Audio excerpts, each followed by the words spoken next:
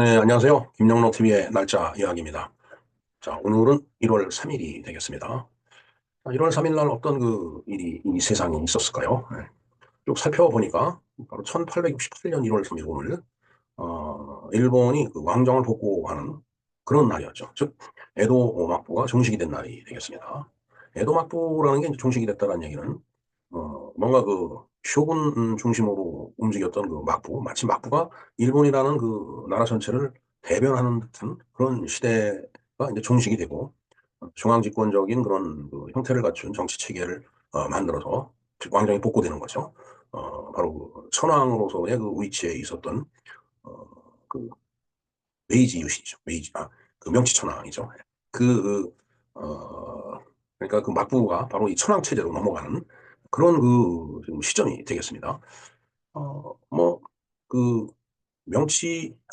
왕정 복구, 그 천황 중심 체제 중앙 집권의 형태로 그걸 넘어가기 위해서는 역시 그 당시 그 실세로서 쭉 군림해 왔던 막부 정치 체제가 종식이 돼야 되겠죠. 바로 이 시대에 그 일본의 그 막부 정치를 책임지고 있었던 그 장본인이 바로 그 에도 막부였기 때문에 그 에도 막부가 이제 종식을 하는 그런 날이 바로 이제 오늘이 되겠습니다.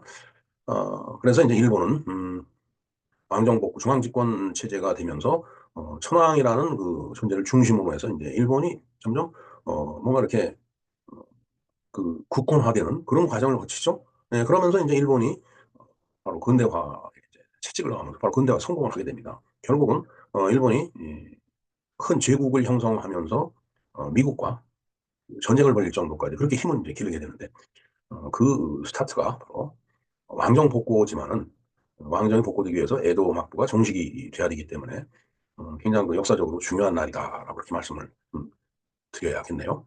물론 뭐 일본 역사에서 중요한 일입니다. 근데 요즘에 와갖고 일본 역사에 대해서 우리가 공부를 할 필요가 있겠다는 걸 많이 이제 느낍니다. 어, 뭐 너무 일본 얘기를 하면은 너무 토착 외국아니냐 이렇게 말씀을 하시는 분이 있을는지 모르겠지만 그러나 비록 옆 나라의 역사지만 그들이 정말 근대화에 성공을 해서 세계적인 제국 그리고 침략 전쟁을 해서 여러 나라를 괴롭게 만드는 것은 역사적인 사실이지만 그렇게 할 수 있었던 힘이 어디서 온 건지 그건 우리가 좀 배울 필요가 있다고 생각이 됩니다. 물론 뭐 제국이 된다라고 해서 다른 나라를 뭐 이렇게 소국으로 만들고 못 살게 굴고 뭐 꼭 뭐 그래야 되는 건 아니죠. 하여튼 좋은 의미로서의 제국이 있을 수도 있으니까 물론 그런 거는 역사적으로 별로 없습니다. 그러나 이제 시대가 뭐 그런 시대는 아니고 뭐가 같이 어울려 사는 그런 글로벌한 시대이기 때문에 그래도 이 막부가 에도 막부가 종식이 되고 그 왕정 복구되면서 일본이 걸어온 길을 갖다가 우리가 공부를 함으로 인해서 뭔가 거기서 우리 나름대로의 어떤 그 의미를 찾아내는 거 굉장히 중요할 것 같아요. 중긴 의미를 찾아도 왜 일본 역사를 갖다 놓고 의미를 찾느냐라고 또 반박을 하시면 뭐 할 말은 없습니다. 그만큼 일본이 이 근대화에 성공한 그런 그 역사를 갖고 있기 때문에 우리가 한번 좀 들여다볼 필요가 있지 않나 하는 그런 의미에서 드리는 말씀입니다.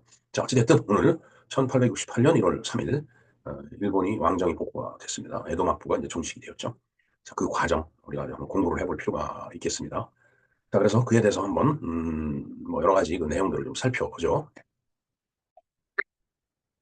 네, 그러면은 그 에도 막부에 대해서 한번 공부를 해 보도록 하겠습니다. 1898년 1월 3일 오늘이죠. 오늘 바로 어, 메이지 메이지 천황이죠. 명치 천황이 이제 어, 그 그러니까 그 정부 실권이 국가의 실권이 이 막부 체제에서 이제 그 중앙집권제인 그런 천황 그 손으로 넘어가게 됩니다. 그래도 왕정 복구를 갖다 이제 선포를 이제 오늘 하게 되는데 그러다 보니까 막부로서는 그 역할이 이제 끝난 거죠. 에도 막부의 이제 종식이 바로 오늘이 되겠습니다. 그런가 하면 일본 왕정의 복구일도 오늘이 되겠죠. 근데 왕정이 복구가 됐다라고 해서 왕정이 바로 그 틀이 잡히는 게 아니겠죠. 예, 시간은 좀 이제 필요를 하면서 이제 소위 그 메이지 유신, 명치 유신이 이제 시작이 되는데 어, 어찌됐든 그 시대를 그 이제 나눈다라면 에도 막부가 이제 끝이 났다. 종언을 고했다라는 그런 의미의 날이 되겠습니다. 자, 에도 막부는 이제 그 도쿠가와 이에야스가 이제 세운 막부죠. 그러니까 도쿠가와 막부예요. 도쿠가 집안의 막부다라는 얘기죠. 자, 막부라는 것은 이제 우리 그 음대로 읽은 거고, 일본어로 읽으면 바쿠가 되겠습니다. 바쿠. 도쿠가와 바쿠고. 근데 우리는 도쿠가와 막, 아니면 덕천가강 막, 아니면 우리 가장 쉽게 알려진 그 용어가 바로 에도막부죠. 에도막부. 에도막부가 이제 끝난 날이다라는 얘기예요. 자, 에도막부는 일본의 가마쿠라 막부, 무로마치 막부에 이어 세 번째이자 최후의 막부로 1603년에서 1868년까지 이제 지속이 됐다. 상당히 오래 이제 지속이 됐습니다. 한 뭐 250년, 260, 한 5년 정도 이렇게 지속이 됐네요.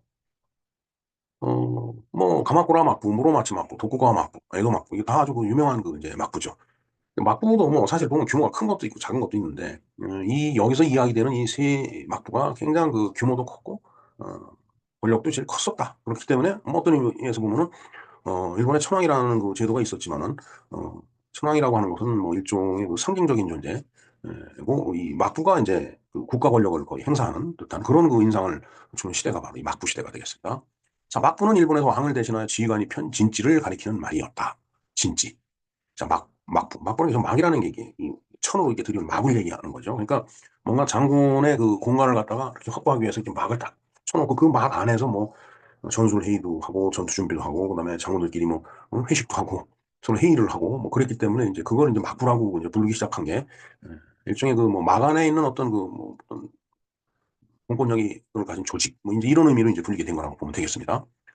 어, 자, 막부는 일본에서 왕을 대신하여 지휘관이 편 진치를 가리키는 말인데 이 뜻에는 대장군의 진영, 나아가 무관의 임시 총정으로 정청으로 그 의미가 파생이 되었다.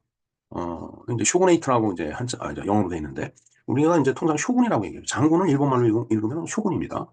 그러니까 그 쇼군이 이 막부의 장이었기 때문에 정의대장군이라고 막부의 장이었기 때문에 어, 천황이 있지만은 어떻게 보면 국가를 대신할 때 그 쇼군이 나가서 장군이 나가서 모든 일을 처리했기 때문에 서양에서는 오히려 뭐 천황도 천황이지만은 그 막부의 그 장군 쇼군을 국가 권력의 상징인 양 그렇게 받아들이는 경향이 있었다고 하더라고요. 그래서 쇼구네이트라는 말이 이제 나왔다고 합니다. 자, 에도 막부는 도쿠가와 이에야스가 세키하가라 전투에서 무로마치 막부 등의 통치력이 붕괴된 이래 벌어진 센코쿠 시대를 종결시킨 이래 성립이 된 그 막부다라는 얘기죠. 자, 여기서 얘기하는 센코쿠라고 하는 것은 전국, 전국이라고 하는 것은 뭐 온 나라 이런 뜻이 아니고 그냥 그야말로 이 싸울 전자니까 그냥 춘추전국 시대와 같은 그런 시대를 얘기하는 거예요.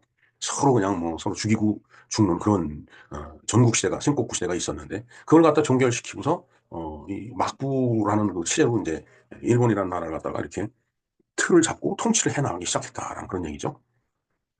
자, 토쿠가와 이에야스는 이 전투에 승리한 직후 쇼군으로 떠올라. 저 쇼군이 바로 장군이죠. 한자로 읽어보면.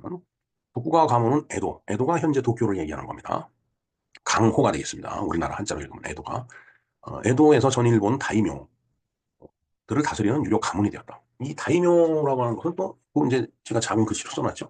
일본의 중세에서 근대 이르기까지 번등의 영지를 소유하고 있었던 영주다. 뭐 일종의 그 이제 봉건 체계와 같이 한 지역을 갖다 이렇게 그 소유하고 다스리는 그런 그 대명, 우리말로 대명이죠. 다이묘들이 쭉 많이 있었는데 그 중에 그 이제 그들을 이제 이 막부가 다스리었다라는 그런. 자, 그다음에 에도 막부는 도쿠가 가문에 대한 충성심을 기반으로 사회 전체를 철저히 구분하였고 사회 안정을 위해서 쇄국 정책을 펼쳐서 극소수의 경우를 제외하고는 외지인의 출입을 막았다. 즉 쇄국 정책을 이제 썼던 거죠. 뭐저 시대 때 보면은 일본도 그렇고 조선도 그렇고 쇄국 정책을 이제 썼던 것 같아요. 근데 그건 뭐 어떻게 보면은 당연한 작용과 반작용에 의한 반응이 아니었을까. 내가 지키고 있었던 게 있는데 외국에서 문물이 물밀듯이 들어올 때 당연히 그에 대한 반작용이 생기죠. 그 반작용이 바로 쇄국이라는 형태로 나타난 게 아닌가. 물론 이제 그 쇄국이라는 것을 얼마나 빨리 벗어버리느냐 이런 차이는 있었을 거라고 보여집니다. 자, 에도 막부가 다스리던 에도 시대에는 급격한 경제 발전과 도시화가 이루어졌고 이로 인하여 부유한 대상인 계급의 출현과 함께 문화적 발전들이 이루어졌다. 그러니까 저 265년 정도 시간 동안에 상당히 많은 어, 그런 그 문화 경제적인 그런 발전이 이 에도 시대 때 바로 이제 있었던 거다라는 얘기죠. 근데 그만큼 에도 막부가 뭐 천황 중앙집권의 어떤 그 제도적인 그 위치에 있었던 천황보다도 일본이라는 나라를 뭐 완전한 뭐 100% 대표는 아니겠지만은 일본을 대표하는 그런 그 하나의 그 정치 결사체라고 할까요? 뭐 그런 거로서 어, 한 일이 그만큼 많이 있다라고 그렇게 얘기를 하면 해야 될 것 같습니다.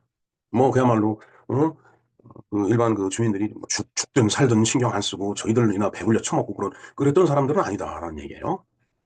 자, 그럼 에도막국을 한번 좀 살펴볼까요? 1853년에 시작된 막말 시기부터 쇠락하기 시작하고 이 막말이라고 하는 것은 막부가 말, 끝에 다 됐다. 막부의 그 생명력이 다 됐다라는 그런 뜻이죠. 이게 이제 명치유신이 일어나기 위한 하나의 그 이제 그 전에 있었던 하나의 사회 현상이라고 이제 보면 되겠습니다. 그러니까 이제 존왕 양이 그러니까 자신들의 왕인 그 이제 천황을 갖다가 떠받치고 그다음에 양이 오랑캐를 갖다 배척한다라는 이제 그런 그 분위기가 막 확산이 되다 보니까 더군다나 이제 그때 이 에도마프가 어떤 외국하고의 어떤 협정을 맺고 뭐 이런 것들이 이제 이그 천황의 어떤 이 진짜 허가 없이 막 그렇게 했기 때문에 이제 그것 때문에 서로 이제 권력의 암투가 또 벌어지는 거죠. 그러면서 이제 이래서는 우리나라가 안 되겠다. 뭔가 그 존왕양이라는 그런 쪽으로 우리가 나라를 이끌고 가야 되겠다라고 하면서 나라 분위기가 그렇게 옮겨가면서 결국은 존왕양이가 아니고 존왕막말이 돼버린 왕을 진짜 군주로 하나의 군주로 떠받치는 중앙집권 체제로 이제 가면서 막부도 이제 끝내자 이제 이런 지역적인 것을 이렇게 관장하면서 마치 일본 전체를 대변하는 듯한 이런 이제 그런 정치 체제는 이제 필요 없다라고 사람들이 그렇게 느끼게 됐던 거죠. 그래서 이제 그 시기가 바로 이제 에도 막부가 이제 마지막 그 운명을 다하기 위해서 이제 헐떡거리며 달려가는 그런 그 상황이었다고 보면 될 것 같습니다. 자, 어찌됐든 그렇게 해서 1868년에 천황을 중심으로 해서 개혁파들이 일으킨 명치유신으로 인해서 에도 막부는 이제 붕괴가 됐다라는 얘기죠. 이제 더 이상 에도 막부는 없어진 거예요. 그것이 바로 오늘이다라는 얘기죠. 예. 자, 이후 메이지 정부가 일본 제국을 세웠으며 에도 막부의 잔존 세력들은 보신 전쟁을 일으켜 다시 권력을 되찾고자 했으나 에조 공화국에서 일어난 하코다테에서 패배하면서 완전히 소멸이 됐다. 보신 전쟁이 보신 전쟁이라고 이제 한자 우리말로 이건 무신 전쟁이 무신년에 있었던 그런 전쟁인데 에도 막부도 소멸이 돼가면서 그 잔존 세력들이 가만히 있겠어요? 그걸 한번 다시 어떻게 해보려고 하다가 결국은 이제 그것도 같이 망가진 거죠. 그 에조공화국이라는 게 이게 홋카이도 북해도에 있었던 그 이제 어, 아주 작은 그런 그 최초의 공화국이라고 하는데 전 가끔 놀랍니다. 어, 공화국이라는 게 저 시대에 저렇게 그 존재했었다라는 거 실질적으로 말이죠. 규모는 작을는지 몰라도. 근데 하코다테도 이제 개항이 되죠 여기서. 이 어찌됐든 이렇게 되면서 이제 막부 시대는 끝난 거고, 그러면서 이제 막부라는 그 어떤 정치 체제는 이제 완전히 소멸이 돼 버린 겁니다. 자, 개요를 볼까요? 1603년 3월 24일에 도쿠가와 이에야스가 쇼군, 정의대장군입니다. 우리말로 읽은. 쇼군에 취임하고 막부를 창설했을 때부터 시작되어 1867년 11월 9일 15대 쇼군인 도쿠가와 요시노부가 정권을 천황에게 넘기면서 막을 내렸다라는 얘기죠. 네.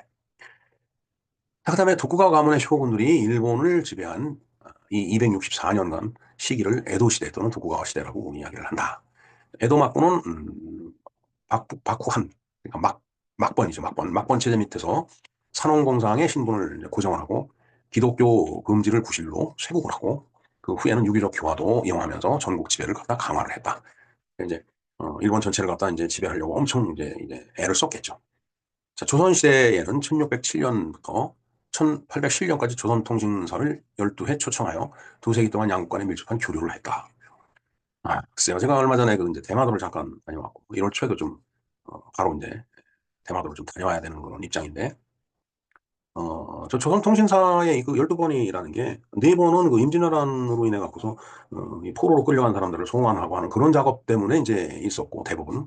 나머지 8번은 다 이 쇼군 취임 축하 그 행렬이었어요. 어떻게 보면 뭐 문물을 교환하고 이런 게 아니고 문물을 가르쳐 주러 간 것 같이 그렇게 우리는 그렇게 그 이야기를 들은 듯하지만은 실질적으로는 저 정의대장군의 취임한 그 취임 축하연에 가기 위해서 참 부산항에서 배를 타고서 그냥 그 배멀미를 하면서 거길 이 애도 지금의 동경까지 갔던 거예요. 그러니까 참 어떻게 보면 참 쪽팔리는 일이죠. 예? 나는 아주 조선통신사라고 해서 그냥 멋있는 그런 걸로 생각을 했는데 그게 아니더라고요. 좀 씁쓸합니다. 에도 시대 말기 막부 타도운동이 용성하였던 격동의 시를 막말이라고 한다. 네. 말씀을 드렸죠. 막부가 마지막에 헐떡거리는 그런 상황. 자, 그러면은 막부의 설립 이전을 볼까요? 이전에 무로마치 막부가 지방의 영주들에 대한 통제권을 상실하자.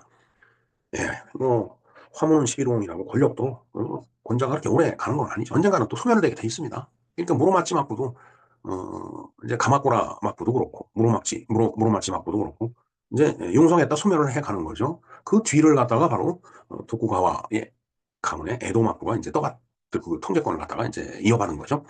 이때부터 각주의 군웅들이 활과에 본격적으로 전국 시대가 개막이 됩니다. 전체를 틀어지고 있던 사람이 흐트러지니까 당연히 전국 시대로 들어가겠죠. 서로 싸우는 시대로 들어간 거예요. 서로 패권을 잡으려고. 자, 수많은 유력자들이 떴다가 사라지고 도시들이 발전과 쇠퇴를 거듭하였으나 결국 오다 노부나가가 당대의 혼란을 수습하고 중앙정부의 기틀을 갖다 다시 잡았다. 그러나 오다 노부나가는 부하의 배신으로 목숨을 잃었고 그 뒤를 이어 도요토미 히데요시가 권력을 잡았다. 이 오다 노부나가, 그다음에 도요토미 히데요시, 그다음에 도쿠가와 이에야스. 이게 이 참 우리가 이 세 사람의 어떤 그 뭐 성격이나 전략 같은 그런 거 많이 비교하면서 서로 얘기를 하죠. 예. 그만큼 저 세 사람은 어, 일본의 어떤 역사에서 큰 역할을 했던 사람들이라고 봐야 됩니다. 자, 도요토미 히데요시는 내부의 불안을 없애고 지자들을 결집하기 위하여 조선을 정벌을 하고자 했고 이로 인해서 임진왜란과 정유재란이 발발했다. 뭐 통상적으로 내부의 불안을 없애려면 이제 그 힘을 외부로 방출해야 되기 때문에 이제 침략 전쟁이 일어나는 거, 이건 뭐 그냥 일반적인 얘기입니다. 자, 하지만 도요토미 히데요시가 조선 정벌에 실패하고 사망하자 당시 다음가는 권력자였던 도쿠가와 이에야스는 쇼군이 되겠다는 마음을 노골적으로 나타냈다. 임진왜란 때 도쿠가와 이에야스도 참전을 했죠. 예. 자, 이에 1600년 소군과 동군 총 10만의 병력을 세키하가라에서 결전을 펼치게 되는데 그 병력이 동군의 도쿠가와 이에야스가 세키하가라 전투에서 승리를 하였고 1603년 3월 24일 일본의 패권을 완전히 잡은 도쿠가와는 에도 막부를 딱 건립을 했다. 에도 막부가 저렇게 만들어진 겁니다. 도쿠가와 편에 섰던 다이묘들은 큰 상을 받았으며 당연하죠. 농공행상이 있을 수뿐이 없죠. 에도에 가까운 핵심 영지를 수여받았다. 그 중에는 뭐 이제 뭐 대명이 있었던 거예요. 자, 그다음에 도요토미가 멸망을 이제 하게 되죠. 어, 에도 막부는 설립되었지만 도쿠가와에는 도요토미 히데요시의 아들이었던 도요토미 히데요리가 걸림돌로 남아 있었다. 썩어도 준치라고 도요토미 히데요시의 그 가문이 또 뭐 금방 또 이렇게 무릎을 꿇겠어요. 그러니까 서로 또 이제 권력 투쟁을 하는 겁니다. 이에 1614년 도쿠가와 이에야스는 도요토미 히데요시가 요리가 있는 오사카를 공격을 하였고 이에야스는 히데요리와 그의 가족들의 목숨과 영지를 보장하지만 막부의 지시를 받드는 것을 요구를 했으나 오사카성에 잔류했던 히데요시 가신들이 예, 이게 그 가신들을 통제를 못한 거예요. 말을 안 듣죠. 아, 우리가 왜 그래야 되느냐고. 뭐 그래갖고서 이제 그러다 보니까 히데요리도 이제 요 앞에가 히데요시가 아니고 히데요리입니다. 히데요리도 뭐 어떻게 할 수 없으니까 같이 전쟁을 하게 된 거예요. 결국 어머니 요도도노와 함께 폭탄을 폭발시켜서 자진하며 자살했다는 얘기죠. 이제 그러면서 이제 도요토미 가문은 이제 멸망을 한 겁니다. 즉 도요토미 히데요시 흥신수기대 가문이 이제 여기서 끝이 난 거죠. 이제 그러면서 그 모든 권력을 바로 도쿠가와 이에야스, 이 에도 막부가 차지를 하게 된 거다라는 얘기죠. 자, 그럼 이 시대는 이제 번영을 하는 거예요. 에도 시대 사회는 전대의 막부들과는 다르게 엄격한 신분제도가 묶여 있었다. 그리고 이 신분제도는 영주계급인 다이묘, 사무라이, 농공상 이렇게 이제 구성이 돼 있어. 그러니까 다이묘, 대명이라는 그 직급을 갖고 있는 사람들이 그다음 이 쇼군에 이어서 그런 어떤 권력을 갖고 있는 거. 그 밑에 사무라이들이 그 월급을 받으면서 일을 하는 거죠. 이제 그런가 하면은 이제 세금을 내야 되는 농공상들이 있고 더 밑으로 내려가면은 뭐그 천민 같은 그런 계급도 있었을 거라고 보여집니다. 자, 계급들 간의 격차는 매우 엄격하게 유지되어서 막부 말기에 이르자 이 같은 심한 차별 대우는 사회적 불안정을 불러일으키는 계기가 되었다. 아무래도 뭐 그렇지 않겠어요? 사회를 이렇게 쥐고 있는 어떤 그 힘이 흐트러지면은 이제 거기서 갈등이 이제 표출이 되기 시작하는 겁니다. 자, 그러나 농민 반란들을 제대로 담합을 이루어지지 못했기에 서구 열강들이 등장하기 전까지는 에도 막부에는 큰 위협이 되지 못했다. 그러니까 뭐 반란이 일어나더라도 에도 막부가 전부 다그 진압을 할 수 있었다는 얘기죠. 19세기 중반 무렵 몇몇 강력한 다이묘들이 천황의 권력을 되찾아준다는 명분으로 반란을 일으키어서 메이지 유신을 일으켜 에도 막부를 뒤엎는데 이제 승리를 했다. 자, 그러니까 다이묘라는 게 결국은 막부의 그 쇼군 밑에 있는 그런 그 이제 하부 조직이었지만 이것들이 또 이제 쇼군을 건너뛰고 천황한테 가서 또 이제 아부도 했겠죠. 또 실제로 충성도 했을 거고. 그러니까 이제 거기서도 반란이 일어나니까 결국은 막부가 뒤집어 엎어지는 거죠. 결국 에도 막부의 마지막 쇼군 고쿠가와 요시노부는 도쿠가와죠. 오타를 했네요. 도쿠가와 요시노부가 아주 이 일본 이름들이 굉장히 복잡합니다. 이게 그 말이 그 말 같고 아주 신경 써서 읽질 않으면 헷갈려요. 혼동됩니다. 천황에게 권력을 되찾아주면서 1868년 마침내 에도 막부의 통치가 끝나게 된다라는 얘기죠. 에도 막부는 260년이 넘는 세월 동안 견디며 일본에서 가장 오랜 동안 존속한 막부이며 화려한 문화를 꽃피우고 뛰어난 경제적인 발전을 이루어내는 등 일본 역사상 최고의 황금기를 꾸린 그런 막부, 그런 막부 중에 하나로 훌륭한 역할을 해낸 그런 정치 결사체다라고 얘기를 할 수 있겠네요. 자, 정치 한번 볼까요? 막권 체제 되겠습니다. 자, 에도 시대의 정치 체제는 막권 체제였다는 얘기죠. 그러니까 막부가 있고 그게 이제 막권 체제 정점 꼭대기에 막부가 있고 그 밑에 이제 이 본 체제가 있었던 거예요. 자, 천황을 제치고 국정을 좌지우지하자 뜻을 바꾸어 쇼군 중심의 실질적인 정부를 일컫는 말이 되었다. 이제 그만큼 그때 당시는 이 막부의 그 어떤 그 권위가 하늘을 찌르고 권력이 땅을 그냥 뒤 흔들고 그런 그 상태였기 때문에 뭐 천황도 그렇게 큰 소리 못 쳤던 거라고 봐야 되겠죠. 그러니까 천황을 제치고서 모든 뭐 나라 일을 다 이제 봐버리는 어떻게 보면 아주 그 이제 좋지 않은 그런 의미죠. 그러나 그게 이제 그때 당시에 일본 정치의 현실이었다. 지방은 다이묘들이 권력을 잡고 각각 번들을 다스렸는데 이 번이라는 일정한 구역을 이제 그 다이묘들이 다스리니까 그건 이제 번이라고 얘기를 이제 했던 거죠. 자, 그래서 이들은 번에서 자체적인 지방 정부를 꾸리며 정책, 법령, 집행 등도 자치적으로 실시했다. 일종의 지방자치 제도 비슷한 그런 거였다고 보여죠. 그래서 일본은 대체적으로 지방자치 제도가 제대로 정착된 나라라고 이제 보여집니다. 이게 역사적으로 봤을 때 그런 형태의 정치 체계가 미리 갖춰져 또 있었던 거라고 봐요. 네? 자, 4번 볼까요? 쇼군의 권력이 증대됨에 따라 다이묘의 자치성 반대로 감소가 됐다. 또 이게 딱 이제 천하를 통일하고 나니까 쇼군의 권력이 이제 어마어마해졌던 거죠. 네? 그러니까 이제 이 번체제를 두고서 이제 국가를 다스리는데 그 번체제를 꽉 잡았던 거예요. 그 소위 그 쇼군이. 근데 이제 저런 것들이 뭐 어떤 힘의 균형이 이제 깨지면은 다이묘들이 반란도 일으키고 그다음에 나중에 또 명치천황한테 붙어갖고서 이제 막부를 그냥 와해시키는 그런 역할을 다 그런 겁니다. 이게 이렇게 이합집산하는 게 정치의 본질이라고 봐요. 자, 다이묘들의 수는 조금씩 차이는 있지만 에도 시대 내내 대략 270여 명 정도가 됐다. 270여 명의 다이묘, 대명이 있었다는 얘기죠. 그 대명 하나하나가 전부 자기의 어떤 그 번을 갖고 있었더라면, 뭐, 엄청난 그 이제 번이 이제 있었던 거죠. 그걸 이제 이 막부가 쇼군이 다스렸던 거예요. 그러면서 이제 그게 와해가 되면서 대명들이 이제 천황한테 붙어갖고 막부를 뒤집어 엎는 거죠. 자, 기본적으로 정치 결정의 대부분은 막각이 담당을 했다. 우리가 뭐 내각이라고 얘기하듯이 막부에도 이제 어떤 참모들이 있을 테니까 거기서 이제 어떤 정치 결정을 한 거예요. 권력이 한 곳으로 집중되는 것을 피하기 위해 주요 역직은 복수의 사람이 일개월마다 교대로 담당하는 시스템을 운영하였고 중요한 결정은 수비를 원칙으로 했다. 글쎄 뭐 모르겠습니다. 자꾸 미화를 하려고 하다 보니까 미화를 하게 되네요. 이상하게. 뭐 내가 일본을 엄청 좋아해서가 아니고 뭐 이런 내용을 보면은 그냥 민주적인 거죠. 중요한 결정은 합의를 한다는 거. 뭐 예를 들어서 막부의 그 쇼군 혼자 뭐 모든 걸 다 결정해 버린다든지 이런 게 아니다라는 얘기. 뭐 시스템이란 말이 나오듯이 그만큼 정치 권력에서 어떤 그 의사결정을 하는 데 있어서도 뭐 특정인의 어떤 독단, 도그마가 들어가지는 않았다. 물론 필요하면 그런 때는 도그마가 들어가야죠. 예?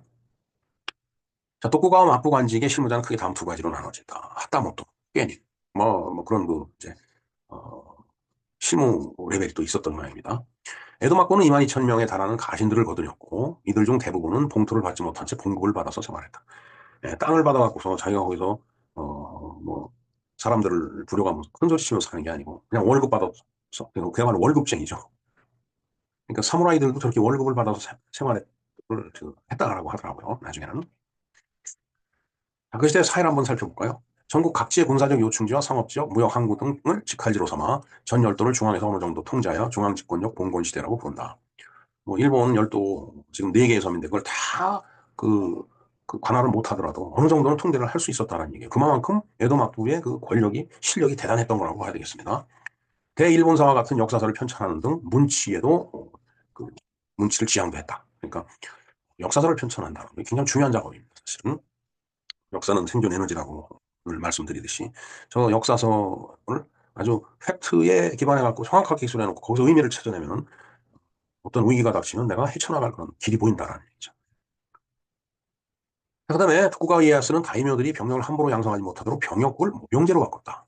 왜냐하면 밑에 다이묘들이 막 병력을 자기 마음대로 모집을 하다 보면 하나의 군 권력이 되어버리잖아요. 그러면 군이라고 하는 것은 무장을 하기 때문에 뭐 중앙 정치나 그 위에 어떤 그 핵심되는 권력에 저항을 할 수 있고 잘못하면 뒤집어 엎어질 수 있으니까 그걸 못하게 한 거예요. 자, 에도 시대 일본에서는 영화사례 즉 마비키 풍습이 존재를 했었다. 이것도 좋지 않은 그 풍습이 있었네요. 어찌됐든 좋지 않은 풍습이 있었다 그런 얘기가 되겠습니다. 자, 그다음에 행정구역을 보면은 이 대국, 상국, 중국, 하국 뭐 이렇게 나뉘어졌다라고 하는데 여기 좀 썸네일에 보면은 이렇게 그 표시가 그 색깔별로 돼 있는데 근데 저런 것들이 이제 이 대국, 상국, 중국, 하국 뭐 이런 어떤 그 통치체계 레벨을 갖다가 그랬다가 그렇게 구분이 된 그런 그 행정구역을 갖고 있었다라는 얘기예요. 자, 이제 그러면서 명치유신이 일어나서 이제 결국은 에도막부가 이제 소멸이 되는데 바로 이 사람이 명치천왕이 되겠습니다.